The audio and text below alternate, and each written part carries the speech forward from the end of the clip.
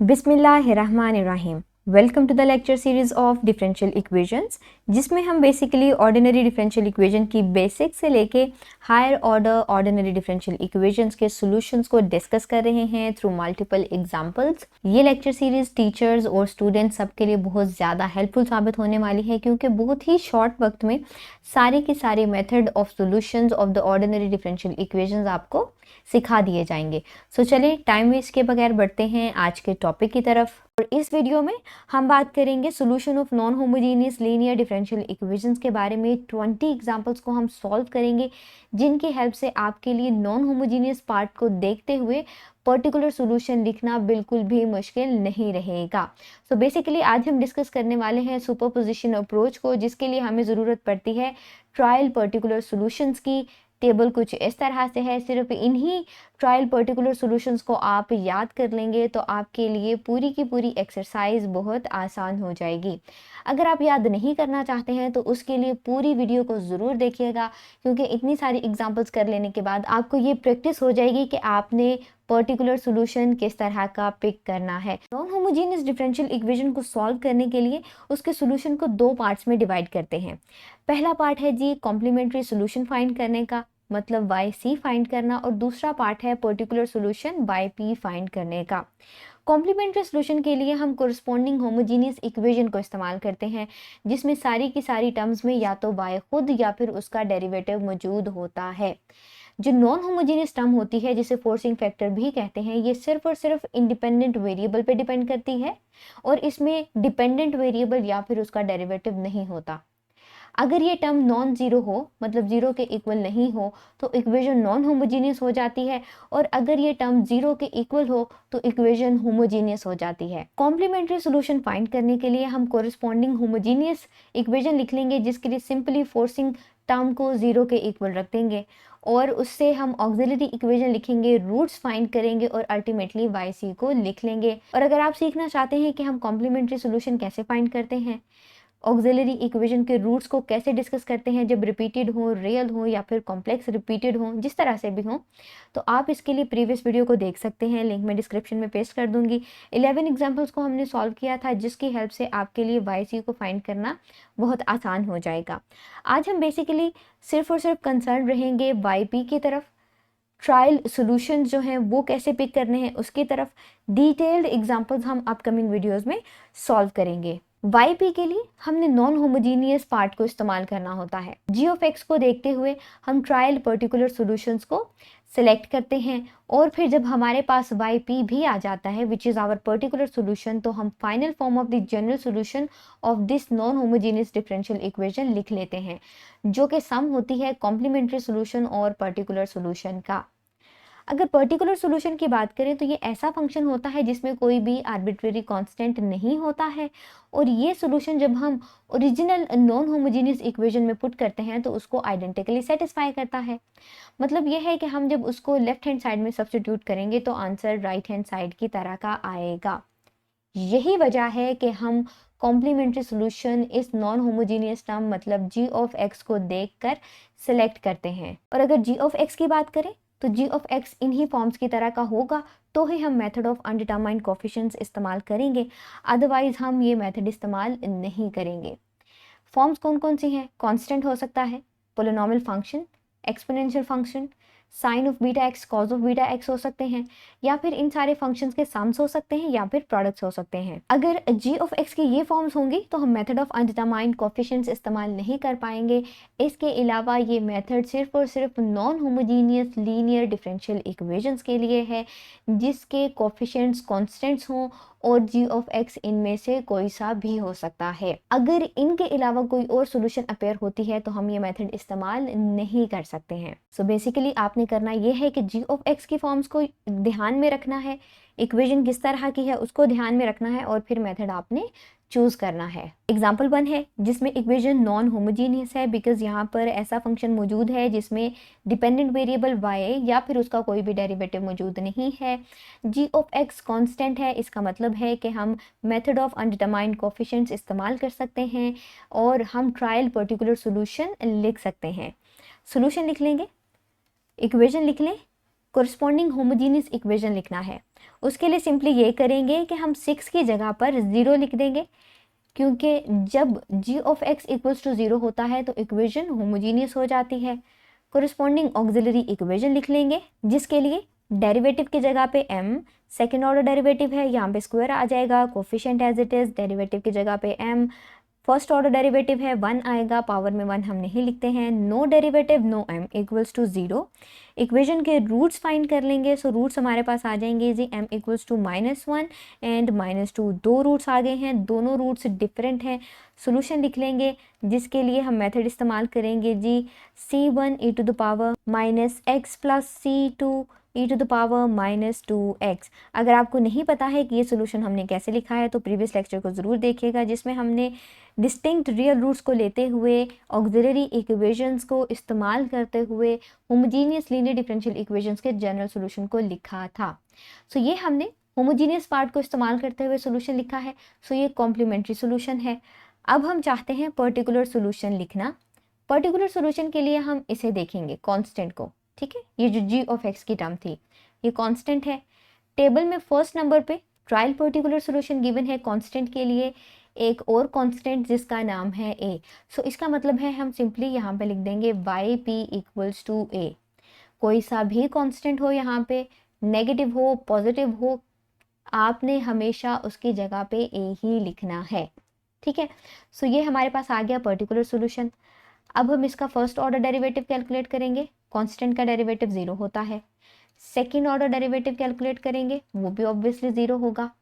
Second order derivative यहाँ पे put करेंगे, फर्स्ट ऑर्डर डेरिवेटिव यहाँ पे, और वाई पी को यहाँ पे पुट करेंगे इक्वेशन 1 में। सो ये इक्वेशन बन जाएगी हमारे पास 0 + 3 × 0 वाई प्राइम की वैल्यू +2, वाई की जगह पे वाई पे लिखना है a, right hand side equals to 0 है, ये आ जाएगा 2a इक्वल्स टू 6, जिससे अल्टीमेटली a की वैल्यू आ जाएगी equals to 3। So y p हमारे पास आ जाएगा जी इक्वल्स टू 3। ये हमारे पास पर्टिकुलर सोल्यूशन है। इसके बाद हमने लिखना है final form of the general solution, जो है y c plus y p के इक्वल। वाई सी आया है c1 e to the power -x, c2 e to the power -2x plus y p which is equals to 3। तो यहाँ पे लिख लेंगे, और ये जनरल सोल्यूशन है is given non homogeneous ordinary differential equation का। यहाँ तक हम प्रीवियस एक्सरसाइज में बहुत डिटेल से सीख आए हैं। आप प्रीवियस लेक्चर को ज़रूर देखिएगा। आज के लेक्चर में हम सिर्फ और सिर्फ इस स्टेप को देखेंगे कि हमने ट्रायल पर्टिकुलर सोल्यूशन क्या लेना है। बाकी सारा प्रोसेस और complete solution of the examples हम अपकमिंग वीडियोस में सॉल्व करते रहेंगे। जिस जिस एग्जांपल के सॉल्यूशंस आपको चाहिए हों, आप समझना चाहते हों, आप कमेंट्स में मेंशन कर सकते हैं, हम उस एग्जांपल को डिटेल में सॉल्व कर लेंगे। सो एग्जांपल 2 में g ऑफ x 15 है which is a constant, y c already लिख लिया है। वाई पी जब भी g ऑफ x कॉन्स्टेंट होता है तो इक्वल्स टू a होता है। वाई पी लिखने के बाद आपने देखना है कि क्या वाई पी वाई सी की किसी टर्म के साथ मैच तो नहीं कर रहा। यहाँ पे कांस्टेंट है, लेकिन यहाँ पे कांस्टेंट के साथ कॉज फंक्शन है और यहाँ पे कांस्टेंट के साथ साइन का फंक्शन है। सो इसका मतलब है कि वाई पी वाई सी से टोटली डिफरेंट है। सो ये एक्सेप्टेबल है। अगेन आपने इसका first order derivative, second order derivative calculate करना है जैसे एग्जाम्पल में किया, और सारा सोल्यूशन फाइंड करना है। एग्जाम्पल 4 को पहले सॉल्व करते हैं, फिर इसकी तरफ आते हैं। सो ये पोलिनोमियल है हमारे पास। सो इसका मतलब है कि यहाँ पे हम पोलिनोमियल ही लिखेंगे। हाईएस्ट पावर यहाँ पे x की 1 है, सो यहाँ पे a के साथ भी 1 आएगी, फिर b एंड दैट्स इट। अकेला कांस्टेंट आ गया है तो हम यहाँ पे इसको टर्मिनेट कर देंगे। सो हमारे पास वाई पी है ax प्लस बी। कंपेयर कर लेंगे कि वाई पी की कोई टर्म्स वाई सी के साथ मैच तो नहीं कर रही, तो देखिए बिल्कुल भी मैच नहीं कर रही है। a है, इसके साथ x है, कांस्टेंट के साथ x है, लेकिन यहाँ पे किसी भी कांस्टेंट के साथ सिर्फ और सिर्फ x नहीं है। इसके अलावा कांस्टेंट अकेला है, यहाँ पे ऐसी कोई टर्म नहीं जिसमें कांस्टेंट अकेला हो, सो ये एक्सेप्टेबल है। एग्जाम्पल 3 की बात कर लें, ये भी पोलिनोमियल है। So y p equals to a, x की हाईएस्ट पावर 1 है, ax प्लस b। लिखने का तरीका ध्यान से देखिएगा। ax की पावर यहाँ पे 1, यहाँ पे 1 से छोटी power x to the power 0, which is equals to 1, 1 multiplied by b equals to b, ठीक है। सो इतना ही सोल्यूशन लिखेंगे, इससे छोटी पावर्स नहीं लिखेंगे, नेगेटिव पावर्स आ जाएंगी, सो उसके वजह से हमारे पास ये पोलिनोमियल सोल्यूशन नहीं रहेगा। हमने कहा कि पर्टिकुलर सोल्यूशन ऐसा सोल्यूशन होता है जिसको जब हम नॉन होमोजेनियस इक्वेशन में सब्स्टिट्यूट करें तो वो उसको आइडेंटिकली सेटिस्फाई करे। मतलब पर्टिकुलर सोल्यूशन को जब हम इधर पुट करें तो आंसर राइट हैंड साइड की तरफ आना चाहिए। सो यही वजह है कि हम g ऑफ x को इस्तेमाल करते हैं और पर्टिकुलर ट्रायल सोल्यूशन लेते हैं, ठीक है। सो ये जो हमारे पास सोल्यूशन है ये भी फिर उसी की शक्ल की तरह का होना चाहिए, सिंपल इज दैट। सो यहाँ पे हाईएस्ट पावर से हम शुरू होते हैं और उसको एंड तक लेते जाते हैं। जैसे यहाँ पे देखें yp equals to highest power x square है, तो यहाँ पे आएगा a x square plus b x plus c. आपने नहीं देखना कि यहाँ पे कौन से साइन है, आगे क्या हो रहा है। देखिए पोलिनोमियल की पावर्स यहाँ से डिक्रीज हो रही हैं तो सारा पोलिनोमियल 1 ही ट्रीट किया जाएगा, मतलब एक पोलिनोमियल की फॉर्म में आएगा। एक्स स्क्वायर x1 कम हो रही हैं, ठीक है, हमने भी वही काम किया, a x square plus b x plus c हम उसको कम करते गए और जब सिंगल टर्म में कॉन्स्टेंट आ गया हमने उसको रोक दिया। कंपेयर कर लें, एक्स स्क्वायर वाली टर्म यहाँ पे कोई भी नहीं है, एक्स वाली टर्म कोई भी नहीं है, बस सिंपल कांस्टेंट वाली टर्म भी नहीं है, तो इसका मतलब है कि वाई भी एक्सेप्टेबल है। एग्जाम्पल 6 की बात करें तो ये पोलिनोमियल नहीं है हमारे पास, ठीक है, कंप्लीट पोलिनोमियल नहीं बन रहा। एक्स स्क्वायर और एक्स तो आ गया लेकिन ये साथ में एक एक्सपोनेंशियल टर्म भी आ गई है।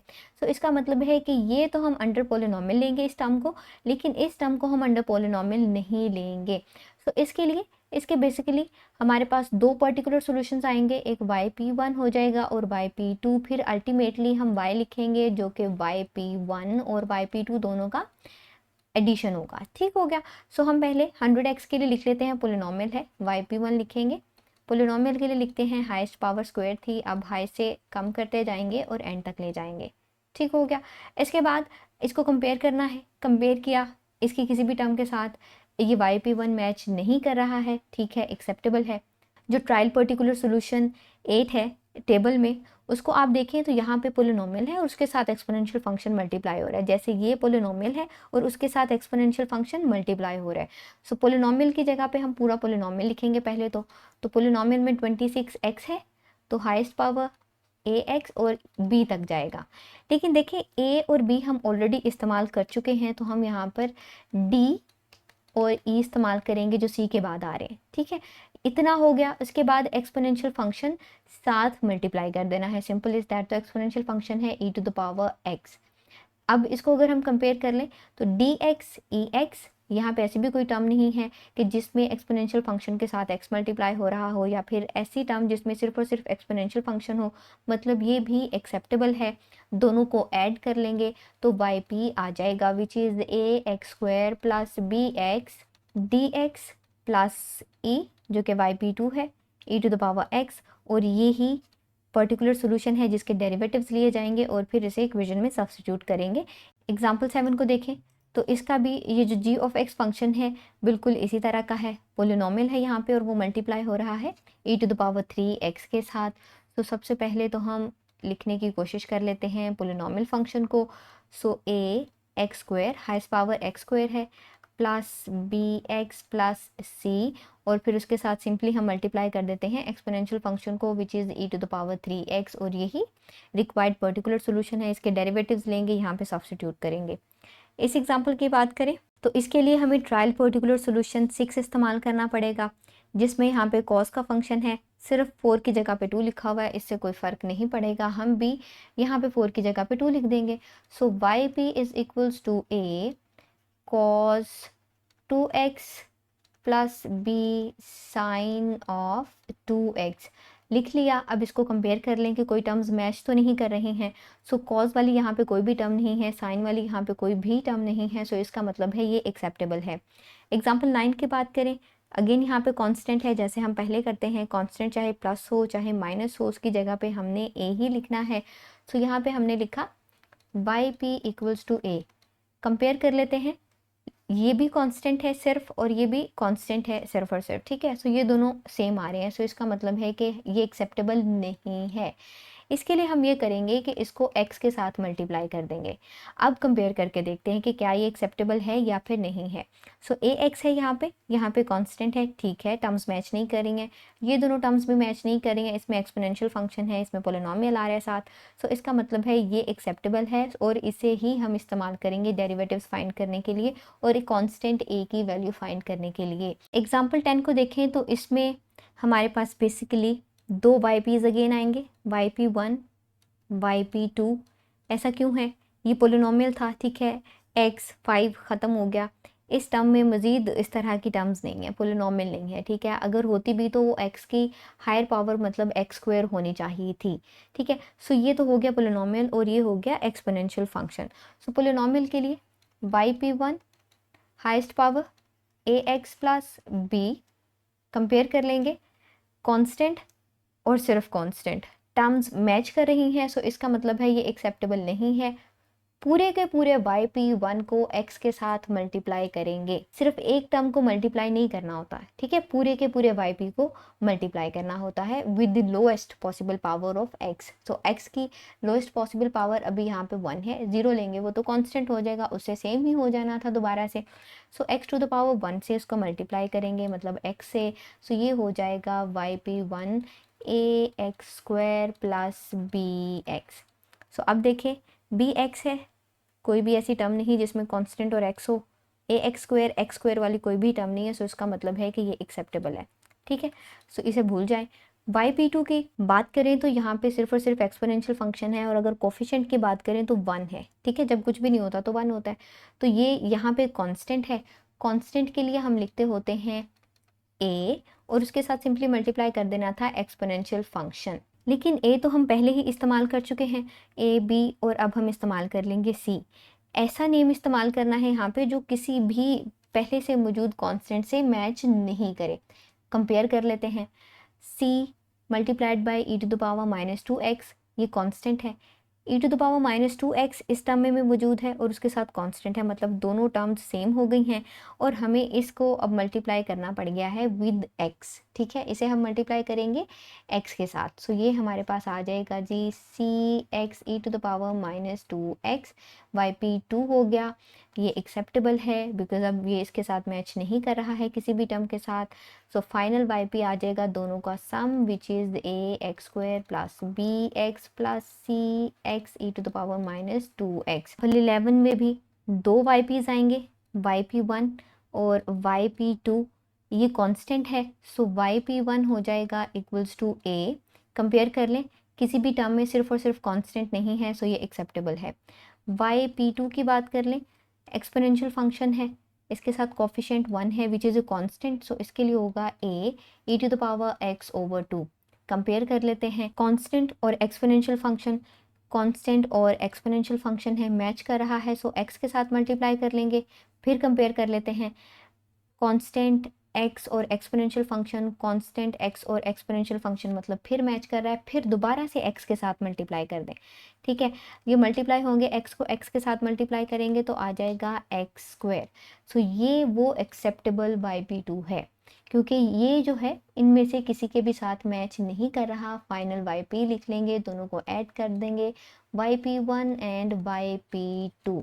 लेकिन हमने छोटी सी गड़बड़ कर दी है कि यहाँ पे भी a और यहाँ पे भी a, यहाँ पे अब हमें ज़रूरत है कि हम कोई और कांस्टेंट इस्तेमाल कर लें, हमने b इस्तेमाल कर लिया। एग्जाम्पल 12 बहुत आसान है, एक्सपोनेंशियल फंक्शन है, सो yp कांस्टेंट की जगह पे a, exponential function as it is. Compare कर लें, कांस्टेंट और e की पावर में 4x, कांस्टेंट और e की पावर में 4x, ये तो मैच कर रहे हैं, सो इसका मतलब है एक्सेप्टेबल नहीं है। इसे मल्टीप्लाई कर देंगे x के साथ, सो ये अब हमारे पास देखें एक्सेप्टेबल है बिकॉज ये मैच नहीं कर रहा इनमें से किसी भी टर्म के साथ। सो यही रिक्वायर्ड yp है एग्जाम्पल 12 के लिए। 13 एग्जाम्पल में साइन ऑफ 2x है जो कि ट्रिग्नोमेट्रिक फंक्शन है, इसके लिए भी yp लिखना इंतहाई आसान है, a cos of 2x plus b sine of 2x। Brackets लिखें या ना लिखें फ़र्क नहीं पड़ता है, लेकिन लिख लेना ज़्यादा बेहतर होता है, ठीक है, उससे मल्टीप्लिकेशन में कोई भी कन्फ्यूजन्स नहीं रहती हैं, वो नहीं लगता है कि x मल्टीप्लाई हो रहा है या एंगल में लिखा हुआ है, ठीक है। अब कंपेयर कर लेते हैं, कांस्टेंट और cos ऑफ 2x, कांस्टेंट और cos ऑफ 2x मैच हो गया है, ये भी मैच हो रहा है। सो इसका मतलब है कि पूरे के पूरे yp को x के साथ मल्टीप्लाई करना पड़ेगा, ठीक है। सो यहाँ पे भी और यहाँ पे भी हम x लिख देंगे। याद रखें सबसे पहले हम x के साथ मल्टीप्लाई करते हैं, अगर फिर भी वो मैच कर रहा हो फिर x के साथ दोबारा करते हैं तो x की 2 पावर्स हो जाती हैं, फिर भी मैच हो रहा हो, फिर x से करते हैं फिर 3 पावर्स हो जाती हैं। तो इस तरह से हम x के साथ करते जाते हैं multiply until we get a different term, ठीक है। सो चाहे यहाँ से सिर्फ एक ही टर्म भी यहाँ से मैच हो रही होती तो हमें पूरे के पूरे yp के साथ x को मल्टीप्लाई करना था। एग्जाम्पल 14 में पोलिनोमियल है उससे मल्टीप्लाई हो रहा है trigonometric function which is sine of 2x। So yp यहाँ पे लिख देंगे, हमने साइन ऑफ 2x भी लिखना है और कॉज ऑफ 2x भी लिखना है, जैसे कि ट्रायल पर्टिकुलर सोल्यूशन 11 में है। फिर ये जो पोलिनोमियल मल्टीप्लाई हो रहा है ना उसकी हाईएस्ट पावर x स्क्वायर है, सो उसकी जगह पे हमने पोलिनोमियल लिखना है ax square plus bx plus c, ठीक है। और यहाँ पे आ जाएगा dx square plus ex plus f and this is the required solution, ठीक है। सिंपल इज दैट कि साइन ऑफ 2x है, साइन ऑफ 2x भी लिखेंगे, कॉज ऑफ 2x भी लिखेंगे, क्योंकि जब हम डेरिवेटिव्स वगैरह फाइंड कर रहे होते हैं तो दोनों फंक्शंस आते रहते हैं। सो इस वजह से चाहे साइन हो यहाँ पे या फिर कॉज हो, यहाँ पे दोनों के दोनों फंक्शंस आएंगे। और यहाँ पे जो चीज़ मल्टीप्लाई हो रही है वो लिखेंगे। कांस्टेंट होता तो सिर्फ a आता, अगर यहाँ पे पोलिनोमियल आ गया है ये वाला, ठीक है, तो इसकी जगह पे हमें पोलिनोमियल वाला ही ट्रायल पर्टिकुलर सोल्यूशन लिखना होगा। बिल्कुल इसी तरह से एग्जाम्पल 15 है, पोलिनोमियल है साइन x के साथ मल्टीप्लाई हो रहा है, सो यहाँ पे yp साइन x भी आएगा और cos x भी आएगा, ठीक है। यहाँ पे हमने पोलिनोमियल लिखना है 2x की वजह से, तो ये होगा ax प्लस b, यहाँ पे आ जाएगा cx प्लस d। कंपेयर करेंगे ये देखने के लिए कि ये एक्सेप्टेबल है या फिर नहीं है, तो उसके लिए पहले थोड़ा सा सिंप्लीफाई कर लें ताकि आपको समझ आ जाए। जब आप एक्सपर्ट हो जाएंगे तो आपको सिंप्लीफिकेशन की ज़रूरत नहीं रहेगी, ठीक है। सो ये हमने सिर्फ मल्टीप्लिकेशन की है सिंपली। अब देखिए ये टर्म और ये टर्म मैच करेंगे, constant sine x, constant sine x, constant cos x और कांस्टेंट कॉज एक्स। तो इसका मतलब है कि पूरे के पूरे yp को x के साथ मल्टीप्लाई करना पड़ेगा। एक भी टर्म मैच कर जाए फिर भी आपने पूरे के पूरे yp को x के साथ मल्टीप्लाई करना है। अगर yp1 मैच कर जाए तो yp1 को करें सिर्फ, अगर yp2 के साथ कर जाए तो सिर्फ और सिर्फ p2 को करें और फिर उन्हें ऐड कर लें। लेकिन सिर्फ अगर आपके पास yp ही हो डायरेक्टली, इसका मतलब है कि आपने कंप्लीट को ही मल्टीप्लाई कर देना है, ठीक है। सो पूरे के पूरे को x के साथ मल्टीप्लाई करेंगे तो x स्क्वायर, यहाँ पे x आ जाएगा, यहाँ पे x स्क्वायर और यहाँ पे x आ जाएगा। सो इसका मतलब है कि यहाँ पे आएगा x square x square and x, और ये रिक्वायर्ड ट्रायल पर्टिकुलर सोल्यूशन है जिसके आप डेरिवेटिव्स लेंगे और फिर इक्वेशन में सब्स्टिट्यूट करके a b c d की वैल्यूज़ फाइंड करेंगे। एग्जाम्पल 16 इंतहाई आसान है क्योंकि पोलिनोमियल गिवन है। सो yp आ जाएगा, हाईएस्ट पावर से शुरू करेंगे ax cube plus bx square plus cx plus d। Compare कर लेते हैं, ये देखें सिर्फ और सिर्फ कांस्टेंट और सिर्फ कांस्टेंट, मतलब मैच कर गया है, एक्सेप्टेबल नहीं है। सो पूरे के पूरे yp को x के साथ मल्टीप्लाई करना पड़ेगा। यहाँ पे 4 पावर्स हो जाएंगी, यहाँ पे 3, यहाँ पे स्क्वायर और यहाँ पे x आ जाएगा, ठीक है। और ये वो रिक्वायर्ड yp है जो हम इस्तेमाल करेंगे। एग्जाम्पल 17 भी बहुत आसान है, एक्सपोनेंशियल फंक्शन cos 2x के साथ मल्टीप्लाई हो रहा है, कोफिशिएंट यहाँ पे कांस्टेंट है। तो सबसे पहले तो yp लिख लें, जब भी cos और sin का कहीं पे भी जिक्र आ जाए तो सबसे पहले तो cos 2x लिखें, ऐड कर दें sin 2x, इस तरह से स्पेसेस छोड़ दें। फिर कांस्टेंट लिखने हैं a और b, क्योंकि यहाँ पे कांस्टेंट है। एक्सपोनेंशियल फंक्शन मल्टीप्लाई कर दें दोनों के साथ, कंपेयर कर लेते हैं क्या ये इसके साथ मैच तो नहीं हो रहा। तो देखें constant exponential function and cos 2x match हो रहा है, ये वाली टर्म भी मैच हो रही है, सो इसका मतलब है एक्सेप्टेबल नहीं है। इसको x के साथ मल्टीप्लाई कर देंगे। अब कंपेयर करें, देखें ये डिफरेंट है और ये डिफरेंट है, ठीक है। yp yc से टोटली डिफरेंट होना चाहिए, मैच नहीं करना चाहिए, ठीक हो गया। सो ये हमारे पास एक्सेप्टेबल yp है जिसके हम डेरिवेटिव्स कैलकुलेट करने वाले हैं। एग्जाम्पल 18 बहुत आसान है क्योंकि cos x है, sin x है, दोनों को हम एज ए सिंगल फंक्शन ही ट्रीट करेंगे, चाहे cos x कर लें sin x कर लें। cos को sin की टर्म में लिख सकते हैं, sin को cos की टर्म में लिख सकते हैं। यहाँ पे कोफिशिएंट 1 है, y पे लिख लें a और b। बेसिकली सबसे पहले करना होता है हमने cos x लिख लें और साइन एक्स लिख ले, एक्सपोनेंशियल फंक्शन मल्टीप्लाई कर दे, यहाँ पे भी एक्सपोनेंशियल फंक्शन मल्टीप्लाई कर दे, लिख लिया। कंपेयर कर लेते हैं। e की पावर में x है, कांस्टेंट cos x, e की पावर में 2x है, मतलब ये मैच नहीं कर रहे हैं, हमें x के साथ मल्टीप्लाई करने की ज़रूरत नहीं है, यही एक्सेप्टेबल है। एग्जाम्पल 19, ये भी इंतहाई आसान है, लेकिन यहाँ पे थोड़ा सा फ़र्क आ गया है। यहाँ पे x है और यहाँ पे 2x है, मतलब इसके लिए हम अलहदा से लिखेंगे और इसके लिए अलहदा से। yp1 आ जाएगा, yp2 आ जाएगा। सो yp1 equals two plus sign x, यहाँ पे कोफिशिएंट कांस्टेंट है तो मतलब यहाँ पे a और b आएंगे। अब इनको कंपेयर कर लेते हैं, ये इसके साथ कहीं पे भी मैच नहीं कर रहा, ये वाली टर्म भी मैच नहीं करी। अब बढ़ते हैं yp2 की तरफ। इसके लिए भी हम सिंपली पहले लिखेंगे cos 2x sign 2x, constants, ठीक है, a और b, लेकिन a b पहले इस्तेमाल कर चुके हैं, c और d इस्तेमाल करेंगे, दोनों को ऐड कर लेंगे तो रिक्वायर्ड सोल्यूशन आ जाएगा।